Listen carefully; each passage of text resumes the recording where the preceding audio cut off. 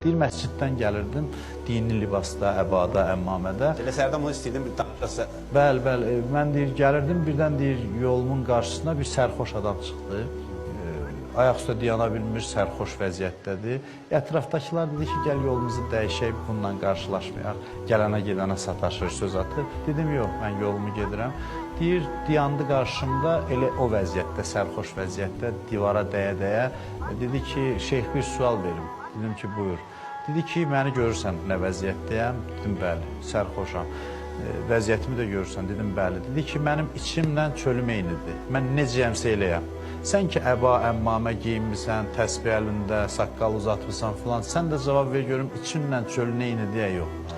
Mən düşündüm, gördüm ki, çox mənə ağıllı sözdür və ömrünün sonuna qədər deyir, hər dəfə o sərxoş adamın sözü yadına düşəndə ağlayırdı. Göz yaşı tökürdü ki, doğrudan da mən göründüyüm kimiyəm ya yox. Ona görə də insanların hər gördüyümüz insanı özümüzdən üstün hesab etməliyik. Deyirlər ki, əgər o səndən yaşlıdırsa denən ki, məndən çox yaxşı iş görüb. Əgər səndən cavandırsa denən məndən az günah edib.